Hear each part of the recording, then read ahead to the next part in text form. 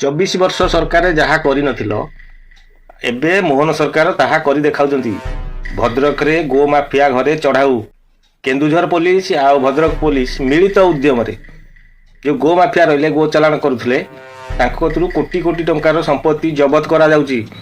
ଦେଖନ୍ତୁ ଏଇ ଭିଡ଼ିଓ।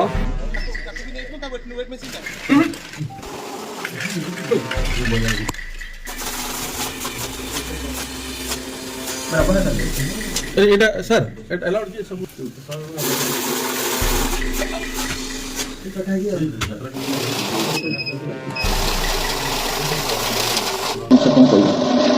এটা আমার মানে বিগত 10 মাস ହେଲା আমার কেউঝর পুলিশ স্ক্যানরে বিশেষ করে এসপি সাংক স্ক্যানরে ଥିଲା এবং সেবেଠାରୁ ପ୍ଲାନିଂ ଥିଲା କି ସବୁ ଗୋ ମାଫିଆଙ୍କ ଘରେ ଚଢ଼ ହେବ।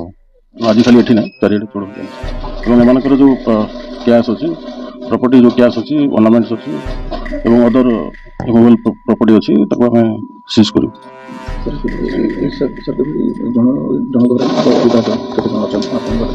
ଚାରିଆଡ଼େ ରେଟ୍ ହେଉଛି। ସେଟା ଏବେ କାଲକୁଲେଟ୍ ଏବେ କନଫର୍ମ କହିହେବ ନାହିଁ, ଯେହେତୁ କାଉଣ୍ଟିଂ ଚାଲିଛି।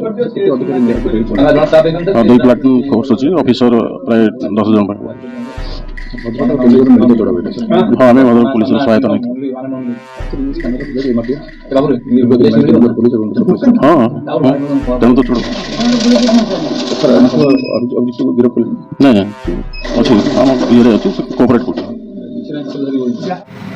କେମିତି କୋଟି କୋଟି ଟଙ୍କା ଗଣତି ହେଉଛି। ସେମାନେ ଗୋ ମାଫିଆରେ ପୁରା ଲିପ୍ତ ଥିଲେ। ପୋଲିସ ବହୁ ଦିନ ହେଲା ତାଙ୍କୁ ନଜରରେ ରଖିଥିଲେ।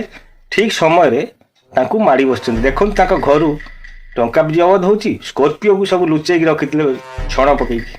ସେୟା ଟିକେ କରନ୍ତୁ, ଯାହା 24 ବର୍ଷ ସରକାର ହୋଇପାରୁନଥିଲା ସେ ମୋହନ ସରକାରରେ ସମ୍ଭବ। ଏଇ ତ ଆରମ୍ଭ, ଆଗକୁ ଦେଖ କ'ଣ ହେଉଛି। ରହିଲି, ଜୟ ଶ୍ରୀରାମ।